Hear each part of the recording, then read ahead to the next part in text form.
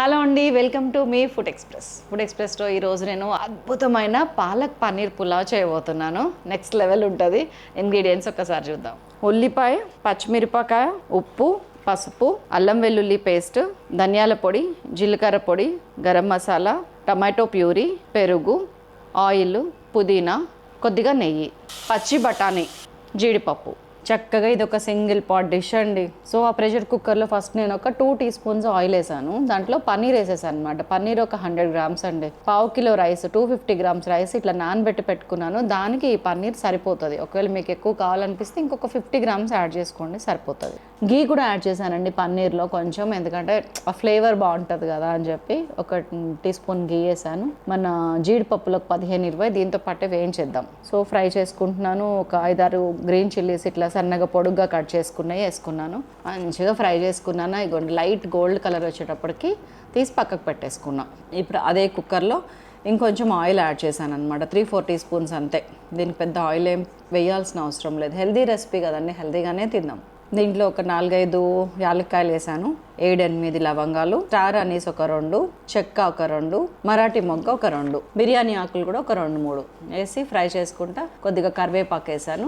ఒక medium size onion సన్నగా పొడుగ్గా తరిగింది ఇందులో వేసేసాను. మంచిగా ఫ్రై చేసుకుని ఒక 1/2 టీ స్పూన్ ఉప్పు వేసుకొని వేయించుకుంటున్నాను. కొద్దిగా పావు టీ స్పూనే పసుపు వేసాను, ఎందుకంటే దీంట్లో పసుపు పడాలి కానీ కలర్ పసుపు రాకూడదు. దాన్ని దృష్టిలో పెట్టుకొని పావు టీ స్పూనే వేయండి. కలర్ గ్రీన్ కలర్లో రావాలి, బికాజ్ ఇది పాలకూర పన్నీర్ కాబట్టి పులావ్. అల్లం వెల్లుల్లి పేస్ట్ అయితే 1.5 టీ స్పూన్ వేయండి. మంచిగా వేసాను. ఇప్పుడే ఫ్రెష్గా గ్రైండ్ చేసుకున్నది ఇది. ఫ్రై చేసుకుంటా. పచ్చి బఠానీ ఉంది కదా, దాన్ని ఒక చిన్న బౌల్ నిండా తీసుకోండి. అంటే జస్ట్ ఒక 50 గ్రామ్స్ కన్నా తక్కువ. పాలకూర అయితే 2 కట్టలు సన్నగా తరిగింది, ఇట్లాగా పెద్ద కట్టలే కానీ సన్నగా తరిగినవి. ఇది కూడా వేసేసి కొంచెం ఉప్పు వేసుకొని బాగా కలిపాను. ఇప్పుడు ఏంటంటే పాలకూర కొంచెం పచ్చివాసన రాకుండా ఉడకనివ్వాలన్నమాట. అందుకని మూత పెట్టేసి సిమ్లో పెట్టి పాలకూరని బాగా మగ్గనిస్తున్నా. అదిగోండి 5 మినిట్స్ తర్వాత చూసారా పాలకూర ఎట్లా అయిపోయిందో. దిస్ ఈస్ ద టైం మన టమాటో ప్యూరీకి.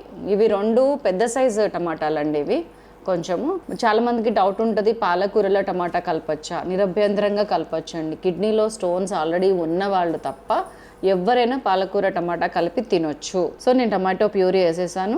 దీంతో పాటు ఒక 40 ml కర్డ్ కూడా వేసేసాను. మొత్తం కలిపి మళ్ళీ ఇంకొక 4-5 నిమిషాలు మగ్గనిచ్చాను. సో దట్ టమాటాలో పచ్చివాసన కూడా పోవాలి. కొంచెం ఓపిక పడితే కర్రీ చాలా మనం చేసే రెసిపీ చాలా టేస్టీగా వస్తుందండి. సో కవర్ చేశాను. 5 మినిట్స్ అయిపోయింది, తీసాను. టమాటా ఉడికిపోయిందో వచ్చి. సో ఇప్పుడు కొద్దిగా పుదీనా వేస్తున్నాను. పుదీనా కూడా జస్ట్ ఎట్లా అంటే అండి 10 ఆకులు అండి ఇవి. లిటరల్గా మామూలుగా మనం బిర్యానీస్లో గుప్పడు వేస్తాం, కానీ ఇందులో వద్దు. ఇందులో పాలకూర క్వీన్, దాన్ని క్వీన్లానే ఉండనిద్దాం. సో కొంచెం పుదీనా, ఒక 1.5 టీ స్పూన్ ధనియాల పొడి, ఒక 1/2 టీ స్పూన్ జీలకర్ర పొడి వేసేసాను. ఇది గరం మసాలా అండి, 1.5 టీ స్పూను. గరం మసాలా అంటే మీ దగ్గర ఓన్లీ చెక్క, లవంగ, యాలుక, షాజీరా అట్లా దంచింది ఉంటే 1/2 టీ స్పూన్ వేయండి. నా దాంట్లో ఏంటంటే చాలా కలిసి ఉన్నాయి అనమాట. లైక్ ధనియాలు, జీలకర్ర కూడా మళ్ళీ ఇందులో ఉన్నాయి, ఇంకా చాలా ఉన్నాయి కాబట్టి నేను 1.5 టీ స్పూన్ వేస్తున్నా. ఇది సైలాస్ కిచెన్ గరం మసాలా, నేను తయారు చేసింది. మొత్తం అన్నీ వేసాక మంచిగా కలిపేసానా.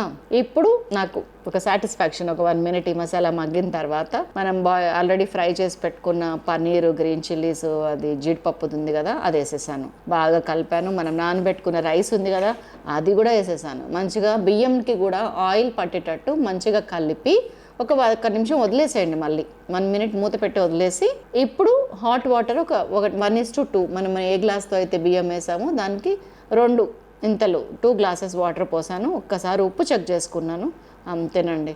మంచిగా గట్టిగా టైట్ లిడ్ పెట్టేశాను. సిమ్లో 10 నిమిషాలు ఉడకనిచ్చాను. ప్రెషర్ వచ్చేంత వరకు మనకి విజిల్ పెట్టడానికి అది ఉంది చూసారా, దాంట్లో ప్రెషర్ వచ్చేటానికి 3 నిమిషాలు పట్టింది నాకు. ప్రెషర్ రాగానే సిమ్ చేసేసాను. ఆ తర్వాత 10 నిమిషాల్లో మనం బిర్యానీ రెడీ. ఓపెన్ చేస్తే 10 నిమిషాల తర్వాత నెక్స్ట్ లెవెల్ అండి. అసలు చూస్తేనే తెలిసిపోతుంది. ఇట్లా వదులుతుంటే ప్లేట్లో వడ్డిస్తే మనకి పొల్లులుగా ఎంత బాగుందో చూసారా. ఇట్లాగా వేవిగా కదులుతున్నాయి మెతుకులన్నీ కూడా. ఇది ఇలాగే ఉండాలి అంటే కనుక, స్టిక్ అవ్వకుండా ఉండాలంటే వేరే గిన్నెలోకి వెంటనే డిష్ అవుట్ చేసేయండి. చాలా టేస్టీగా ఉంటుంది. సాయంత్రం దాకా కూడా పొల్లులు పిల్లలకి క్యారేజ్ పెట్టినా కానీ డైరెక్ట్ వేరే గిన్నెలోకి తీసినాక పెట్టండి, బాగుంటుంది. దట్స్ ఆల్ అండి. మరొక అద్భుతమైన రెసిపీతో మిమ్మల్ని మళ్ళీ కలుస్తాను. అంతవరకు సెలవు, నమస్తే.